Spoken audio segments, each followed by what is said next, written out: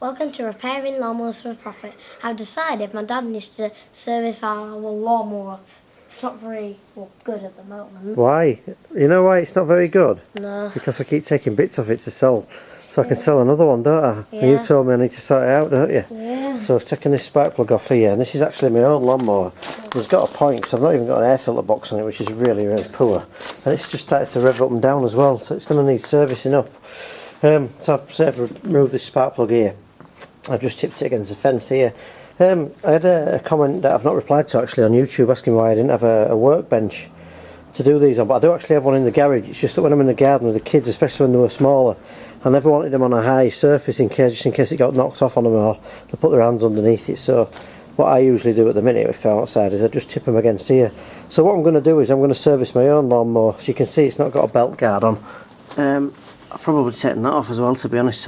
But for what I've got, I've literally got that much grass, and about the same at the front, and maybe once or twice a year I'll cut my father-in-law's grass for him.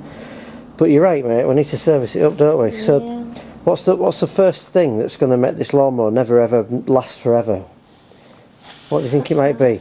What might be the first reason that I would have to get rid of this lawnmower? What do you think will break first? You know what I think it will be? Yeah. What I think it'll be a hole in the deck. Because these Briggs engines tend to last kind of forever, but the decks, even though this is an aluminium one, keep your fingers off, don't put them underneath here, you know. This is the biggest cause of lawnmowers going to the tip. Just this grass that's underneath here. This just basically rots the deck. If you don't keep that clean, you'll eventually get a hole in it, and no doubt the engine will be fine, but you'll be taking it to the tip. So the first thing we're going to do, mate, is we're going to get this grass off from underneath here. So we can start doing that. You can either do this with a pressure washer or a hose pipe or a wire brush. So I think on this occasion I'll get my pressure washer out.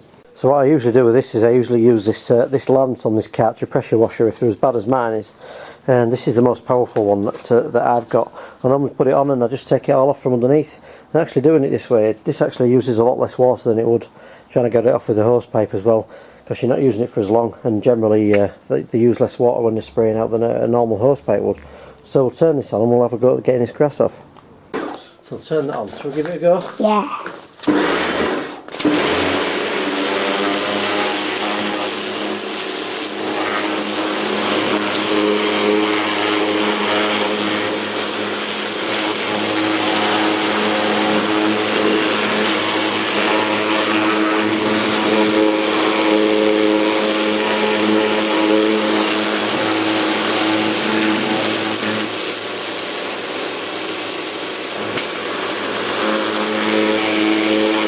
Take a step back, David.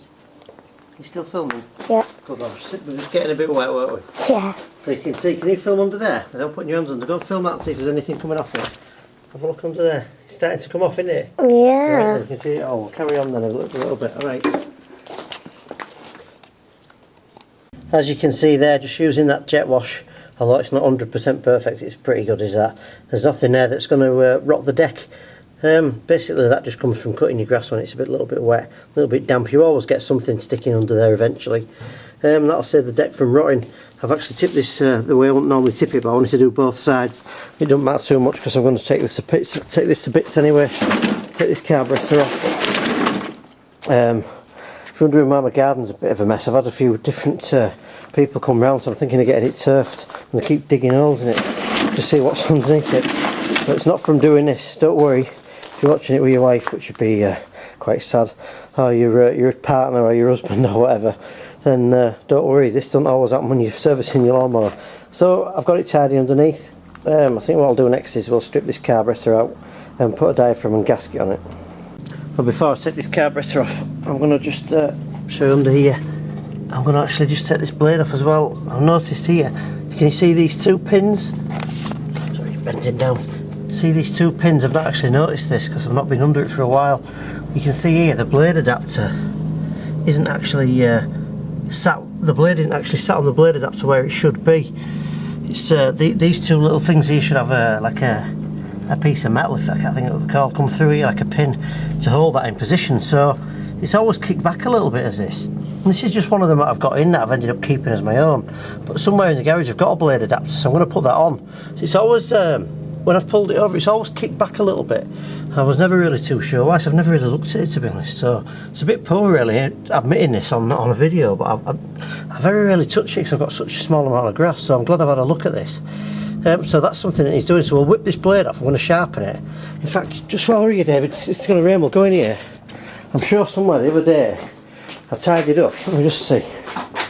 Got my eye on a couple of mowers tonight actually, a Tecumseh one and a Ryobi one, which is unusual, which I won't normally buy, but they're very local.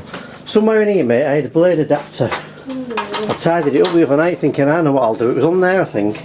I'll say the other night, it was a few weeks ago. And I thought, oh, I'll put that somewhere special, you know. Let's have a look in here. I've got some pull cord handles there as well in another drawer. Remind me, David. Just that's what we want, and these pins should be on it. The blade should actually sit on there and it should go through it. So it's obviously had a knock at some point. I've obviously hit something with it, and it's the idea of these is to stop it bending the shaft of the mower. These break first, and then you've got the pins. But I've had a few emails about a guy who's tried everything with a Mountfield mower. He's just trying to get himself up and running, and he's got fuel and he's got spark, but he can't get it running. And you must check the other videos that I've put on YouTube that actually show you how to check the flywheel key. Because if it's out of line, if this whole thing's out of line slightly, even if the ignition coil works and the spark plug does its job and the fuel goes through, then what will happen is the timing will be wrong, and the ignition will fire at the wrong time, and you won't run, of course. So you've got to check things like the blades on square on these pins. Also check that the flywheel key at the bottom of the shaft on the mower and the top hasn't been bent at all, because it won't run if it's not correct. So good, I've got one of them. So we'll get warm in here today, isn't it? We'll get one of these and one of these. We'll just whip this blade off. But then I might have the job of getting this adapter off. Now they either come off easy, or you can use which I saw in my drawer. What you want to get is a clamp. I'll film it if I need to do it. I have a clamp like this, and I basically it's hard to film them on, but I basically grab it from underneath the lawnmower, and I'll put the actual blade bolt in here to make it longer. Wind it into it using this, just wind it on. It actually pulls this whole thing down off the shaft. I think I've filmed it on other videos, but usually you can get these off with a bit of let's say persuasion. And as it's Britain, of course, it's not been a great day today. It's now raining again. So before I go in my garage, I always like to tip these on the side outside in case it makes a mess.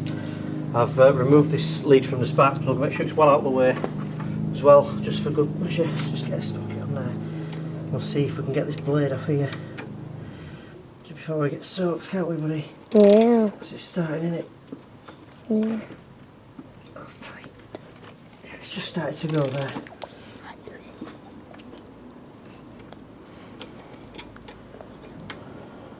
What I like to do is put it on there and just grab hold of the dull side of the blade and pull it towards each other. It's just starting to go. That's it. That's good. We'll get this off in a minute, can't we? Yeah. Whip this blade off and sharpen it up while it's off. And we're going to get wet, aren't we? Can you feel it hitting your back of your head? Yeah, and we've also only got 1 minute battery power Right, left. You stop filming, then we'll go. So I've just popped this on my bench, actually, of this bench in my garage, which I've shown before. So if we can undo this, that's tightening, mate. You go left in it, you tighten it up. That's left though. Don't show me which way you're doing it. I'm doing it this Which way. way does the clock go around? This way. Well, go the other way then. So on, I'm do doing it. this way. Other way, no, other way. Oh, right. Yeah. So we'll do that. Basically, I'm just taking this cover off, this recoil cover, just so I can get in easier. But I mean, these are so simple to get off, not like the SP454 videos I've just uploaded and put on YouTube. These are so much easier to get to. Yeah. So I'm just taking this off really, just so I can film easy and show you in all these parts. There's one there to take off, and there's one here at the back. So you just I'll film down here that you can see. Take that off, and then this cover just lifts off. So I've just whipped that off there. We've kept all these parts together. And you think we should put a pull cord on here, don't you? Yeah, you like? fluffy. It's not very good, is it? That here, we'll do that as well. So we'll take these three parts off here. One here, one at the other side, and one at the front. Nice and easy. We'll put a pull cord. Why do you like putting pull cords on? Because you get to get that string out. Yeah. What do you like doing that and burning it all at the end of them? Yeah. Is that your favourite bit? Yeah. All right. Well, we'll put a pull cord on them. But as you can see here, Everything's moving freely and the springs are connected up okay. That one's slightly out of place actually. We'll take a look at that, but it's all moving okay. Then we'll whip this carburettor off, which is dead simple here. Take this bolt out here, take it out here, which it's missing, and I didn't know about. I've not been so good with this mower, have I? I've not been very kind to it. So the amount of parts I've stolen off this one to sell on another one's just ridiculous. But as I've said in previous videos, I do like things that I sell to be going out right, and I've always done that. So no doubt some time ago I've probably been in here and had a bit of a fiddle about with this as well. So this definitely ain't the carburettor that came with this mower, by the way. So we'll take that off as well. I've taken these 3 bolts out of here, and this just whole thing just lifts off. The oil things are still attached to it as well, but not to worry about that. Just pop that away for now. You save any oil going on the floor, and that's out. So that's off. We can see in here. This is I had a question about this the other week. One of these had snapped. You can let go of that now, mate. This is unusual. The governor flap had snapped off here, but what I have had in the past, which if you look where this opens and closes, what I have had in the past is I've actually had lawnmowers, especially from the auction, that wouldn't run because what they've done is this screw back in here. You see this one that goes down here? See how much it sticks out the bottom there? It just, see if I can get better from it. It just comes out a little bit out the bottom. I've seen them with screws in here that go. They've been at all different shapes, sizes, and angles, and they've gone that far through the plastic. They've actually come to here, and the governor flap somehow has been either stuck or couldn't open and close freely because it's been hitting this screw and stopping it run properly. So just I thought I'd mention that while I had my camera out, but make sure when you put the screw back in it goes where it should go, and it actually sits exactly where it should, because you can't see when this is back together whether it's opening and closing properly. So that's off. Another thing I want to do while I'm here is the kill switch, which is here. You can see here this actually needs a couple of cables on as well. You can see here this is quite dirty. This needs to make sure this is clean, and it makes sure it disconnects as well properly. As you can see here, it's only just moving a bit because this cable's absolutely had it really. Could do with another cable, but it does operate it. It does actually stop the mower and let go of it and let it start when I use it. So I'll see if I can get a cable for that as well. I'm going to clean that off as well while I've got this off. So definitely worth taking this recoil cover off. So I'm going to change this pull cord over. I think I filmed this on one of the last 2 or 3 videos I've done, so if you're not sure how to do this, take a look on the channel, and there's some videos of how to do it. But basically I'm going to pull the cord all the way out. I'm going to use this clamp here, which I've left out because I couldn't find it last time, to clamp it against the spring. Then I'm going to get some rope, which I've got about 100 metres of, on a coil somewhere that you've just found in a box. Which one? Recoil, the top left one. Top left, yeah. Recoil. As well. Oh yeah, recoil rope there.